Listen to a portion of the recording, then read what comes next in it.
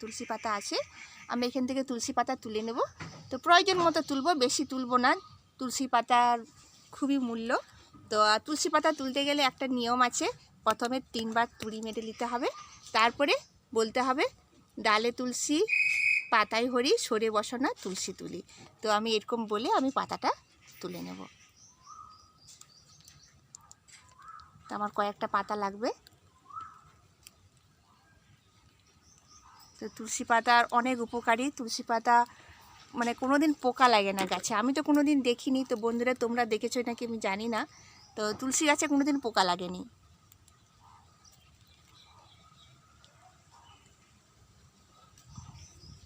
তোমার এটা হলে হয়ে যাবে। বন্ধুরা কেমন আছো সবাই? আশা করি তোমরা সবাই খুব খুব ভালো আছো, আমরাও ভালো আছি। পঞ্চানন প্রামাণিক ব্লগে তোমাদের সবাইকে স্বাগত। চলে এলাম একটা নতুন ব্লগ নিয়ে। তো আজকে পূর্ণিমা পুজো, আমাদের বাড়িতে পুজো হবে, হরি পুজো যেটাকে বলি আমরা। তো বাড়িতে পুজো হবে, কিভাবে আয়োজন করব, কিভাবে জোগাড় করব, সেটা তোমরা থাম্বনেল দেখে বুঝতে পেরে গেছো আমি কিভাবে আজকে তোমাদের সঙ্গে শেয়ার করতে চলেছি।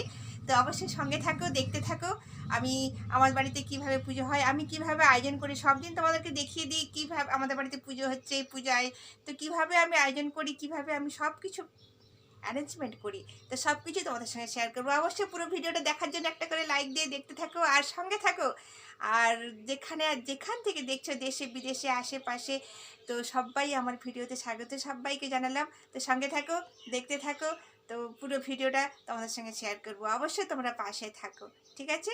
আর ফুল ওয়াচ করে দেখতে থাকো, না হলে তোমরা স্কিপ করে গেলে দেখতে পাবে না কিন্তু, ঠিক আছে? তো সঙ্গে থাকো। আমার এখানে পুজো হবে, এখানে দেখো বন্ধুরা আমার এখানে রাধা মাধব রাখা আছে।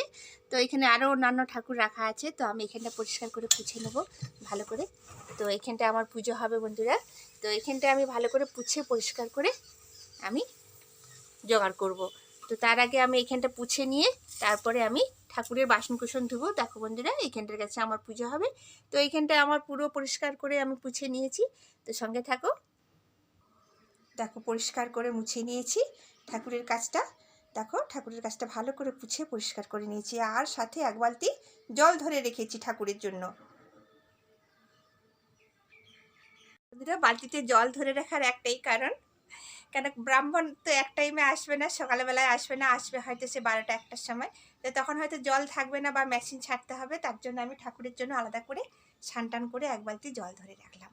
তো সঙ্গে থাকো, এরপরে ধোয়াধুয়ি করবো, কি করব সব তোমাদের সঙ্গে শেয়ার করবো। ঠাকুরের বাসনগুলোকে সব পরিষ্কার করে ধুয়ে নিলাম। দেখো ঠাকুরের বাসন, এই দেখো বন্ধুরা, দেখো কেমন সুন্দর পরিষ্কার করে চকচক চকচক করছে, যেন একদম যেন নতুন কিনা হয়েছে, তাই না? তো দেখো কেমন সুন্দর চকচক করে ধুয়ে নিয়েছি একদম ঠাকুরের বাসন। এগুলো যত ঠাকুরের বাসনগুলো যত পরিষ্কার থাকবে তত দেখতে সুন্দর লাগবে, আর মনটাও ভক্তি লাগবে। সব এক এক করে সব ধুয়ে নিয়েছি, এগুলো সব গুছিয়ে রাখবো। ঠাকুরের পুজো হবে, সব আয়োজন করব। তোমাদের দাদাভাই গেছে ফল বাজার করতে। তো আসুক, সেটাও তোমাদের সঙ্গে শেয়ার করব অবশ্যই।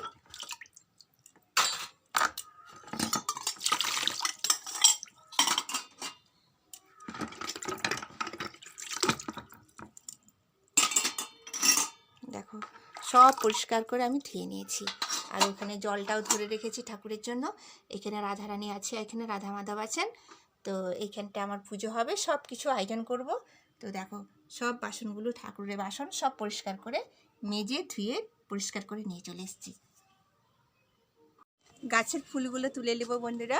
তো গাছে অনেক ফুল ফুটেছে, যেহেতু আজকে বাজারে ফুল কিনে আনবে, তাও আমি গাছের ফুলগুলো সব তুলে নেব। দেখো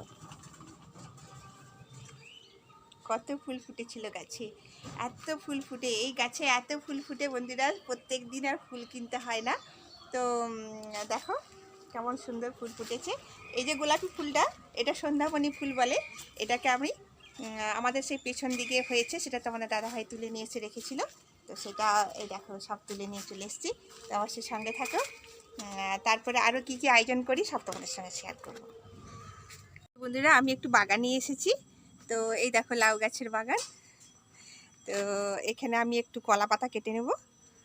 দেখো আমাদের এখানে কলা গাছে সেই যে কলা কাঁদি হয়েছিল তোমাদের দেখিয়েছিলাম, এই দেখো কলা গাছের পাতা, এটা কলা গাছ থেকে আমি একটু পাতা কেটে নেব। তো এই পাতাটা খুব সুন্দর হয়, আর আমাদের বিশেষ করে এই পুজোর জন্যই কলা গাছ রাখা। আমি কেটে নিলাম একটা পাতা, এটা হলেই আমার হয়ে যাবে। আর এখানে দেখো তুলসী গাছ আছে, আমি এখান থেকে কয়েকটা তুলসী পাতা তুলে নেব। আজকে তো তুলসী পাতা লাগবেই বন্ধুরা, তুলসী পাতা আছে, আমি এখান থেকে তুলসী পাতা তুলে নেব। তো প্রয়োজন মতো তুলবো, বেশি তুলবো না, তুলসী পাতার খুবই মূল্য। তো তুলসী পাতা তুলতে গেলে একটা নিয়ম আছে, প্রথমে 3 বার তুড়ি মেরে নিতে হবে, তারপরে বলতে হবে ডালে তুলসী পাতায় হরি, সরে বসো না তুলসী তুলি। তো আমি এরকম বলে আমি পাতাটা তুলে নেব। তো আমার কয়েকটা পাতা লাগবে।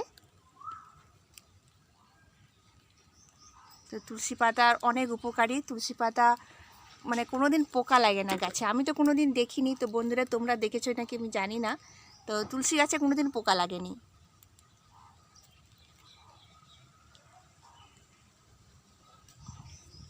তোমার এটা হলে হয়ে যাবে। তো তুলসী পাতা তুলে নিয়ে চলে এসেছি।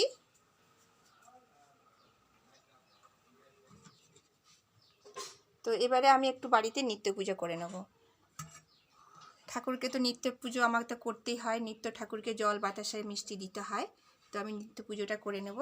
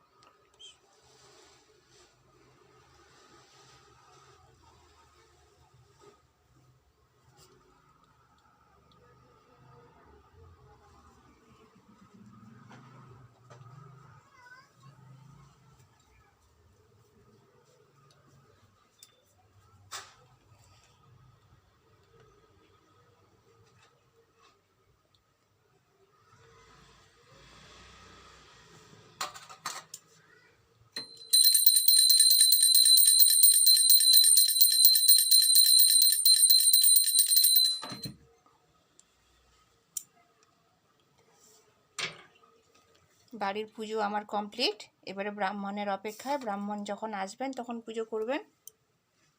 এটা দেখো অনেকটাই ফুল তোলা হয়েছে, অনেকটাই ফুল আছে, তার জন্য আমি একটু সুতা বের করেছি, আমি মালাটা গেঁথে নেব। তো দেখো কত ফুল ফুটেছে, সেই ফুলগুলো আমি কি এতটা ফুল তো আমি করবো না, এতটা ফুল আমি মালাটা গেঁথে নেব। তো মালা গাঁথতে আমার খুব ভালো লাগে।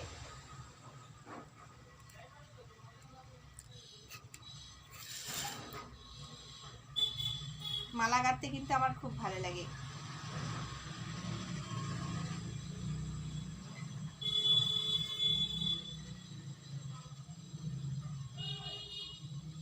তো এই মালা এই ঠাকুরের যে জন্য মালাটা গাঁথতেছি, তো এই ফুলটা খুব সাবধানে গাঁথতে হবে, কেন খুব নরম ফুল তো, একটুতেই ভেঙে যাবার মানে ফুলগুলো টুটে যাওয়ার সম্ভাবনা আছে। তো তার জন্য হালকা হাতে ছুঁচ দিয়ে গেঁথে নিতে হবে। আর আমার মালা গাঁথতে খুব ভালো লাগে, ঠাকুরের পুজো আয়োজন, ঠাকুরের সব কিছু আয়োজন করতে খুব ভালো লাগে।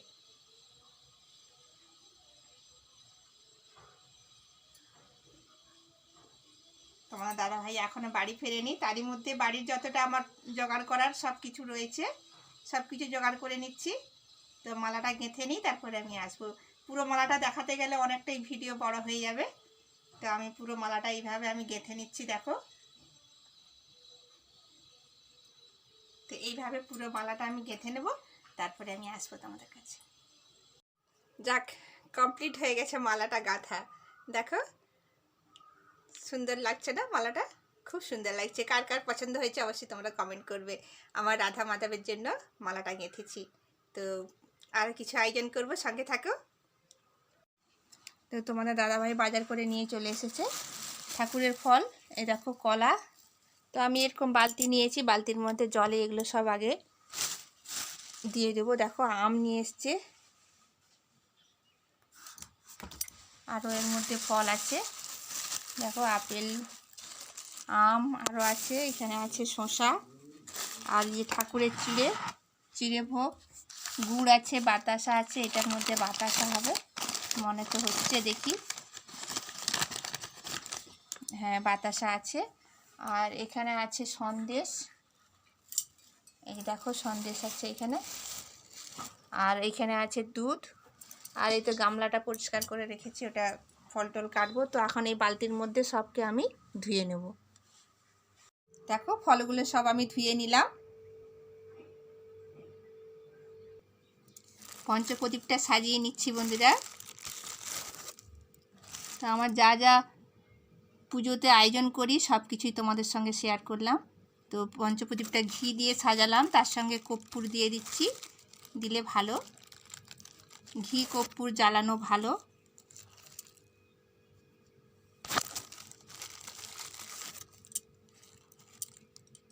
তো সুন্দরভাবে আমার সাজানো হয়ে গেছে। এদিকে প্রদীপটাও সাজানো হয়ে গেছে, একটা ফুল রেখে দিলাম। তো এখানে দেখো আমার এখানে ভোজ্জি রেখেছি, ঠাকুরকে ব্রাহ্মণকে আমাকে দিতে হয়, এটা ভোজ্জি।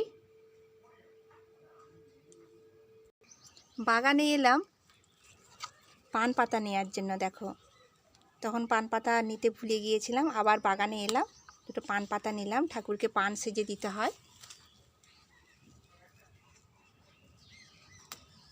তো এই দুটো পান হলে আমার হয়ে যাবে। দেখো বন্ধুরা পান দুটো খিলি করে দিলাম ঠাকুরকে। এখানে গ্লাস রেখেছি, ঠাকুরের জল দেবে। এখানে বাতাসা আর ফলগুলোকে ধুয়ে পরিষ্কার করে রেখেছি। আম আছে, আপেল, যে যেরকম ফল পছন্দ করবে সে সেরকম দেবে। আর এখানে দেখো বন্ধুরা চিড়েটা কিন্তু একদম পরিষ্কার আছে, তার জন্য আমি আর পাছড়ালাম না, নাহলে চিড়েটা কুলোতে দিয়ে পাছড়ে নিতে হয়। তো পুরো পরিষ্কার আছে, তো আমি চিড়েটা ঢেলে নেব। ঠাকুরের চিড়ে ভোগ দেখো বন্ধুরা খুব সুন্দর। তো আর আছে এই যে গুড় আছে, গুড়টাও দিয়ে দেবো আমি। গুড়টা দিয়ে দিলাম। দেখো বন্ধুরা ঘি আছে, এটা ভালো ঘি, পুরো একদম দেশি ঘি, রোদে গলিয়ে রেখেছি।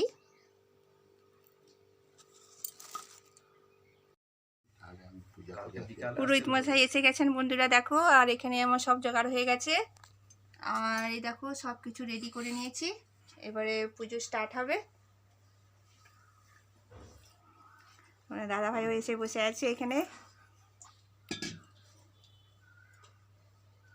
তো তোমাদের দাদাভাই প্রসাদ খাচ্ছে, পুজো তো কমপ্লিট হয়ে গেছে। এখানে দেখো ব্রাহ্মণ চলে গেছে, দেখো পুজো হয়ে গেছে আমার।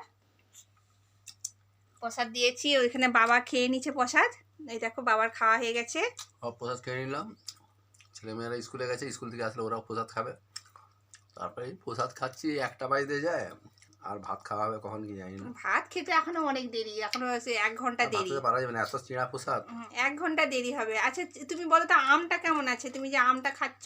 আমরা খাচ্ছি, আমটা দেখতেও ভালো, গুণ টকও নেই, কিন্তু মিষ্টিও সেরকম ভাব নেই, মানে জলসা মিষ্টি না। তুমি চিড়ে প্রসাদটা খাচ্ছ বলে হয়তো মিষ্টিটা কম লাগছে। সেটা ঠিক আছে, কিন্তু আমটা এখনো সেরকম ভালো আম মনে উঠেনি। এই নতুন নতুন আমার ছেলে বললো তো আম পেলে নিয়ে আসবে, তো ওই জন্য আমি নিয়ে আসলাম। কিন্তু আমটা দেখতেও ভালো, সরুন। এই যে আমটা দেখতে ভালো লাগছে, কিন্তু আমি খাচ্ছি তো একটু জলসা মিষ্টি, বেশি মিষ্টি নেই। মিষ্টি নেই না, বেশি মিষ্টি নেই, টকও নেই। এই যে টক আছে, টকও নেই। দেখতে সুন্দর, কাজে কর্মে কিছু নেই। তো ওই জন্য ভাবছি এখন নতুন উঠেছে তো আম, এখন এমনিই থাকবে। কিন্তু ছেলে মেয়ে খুব খুশি হয়ে যাবে আম দেখলে। খুশি হবে, কেন গোটা আম তো আপনাদেরকে দেখিয়েছি হয়তো। হ্যাঁ সব দেখিয়েছি আমি, দেখালাম বন্ধুরা। তো প্রসাদ খাবো ভাবছি, তো প্রসাদটা খেয়ে নেবো। তো আমার ছেলে মেয়ে এখনো আসেনি, তারাও খায়নি, তো মনটা কেমন করছে, তাই ভাবছি রান্নাটা কমপ্লিট করে নিই, ছেলে মেয়ে আসুক তখন আমি প্রসাদ খাবো। তো সঙ্গে থাকো, পুরো ভিডিওটা দেখালাম কিভাবে আমি পুজোর আয়োজন করলাম, কিভাবে জোগাড় করলাম। তো তোমরা তো প্রথমেই থাম্বনেল দেখে বুঝে নিয়েছিলে যে আমি কিভাবে তোমাদের সঙ্গে একটা শেয়ার করতে চলেছি, কি শেয়ার করতে চলেছি। তো তোমাদের কাছে সব কিছু ক্লিয়ার করে দিলাম। তো সঙ্গে থাকো, পুরো ভিডিওটা দেখার জন্য অসংখ্য ধন্যবাদ। আর যারা নতুন বন্ধু দেখছো, সাবস্ক্রাইব করে বেল নোটিফিকেশনটা অল করে রাখো, যাতে ফার্স্ট যেই ভিডিওটা পোস্ট করব তোমরা দেখতে পাবে। তো আজকের মতন টাটা, বাই বাই, সবাই সুস্থ থাকো, ভালো থাকো।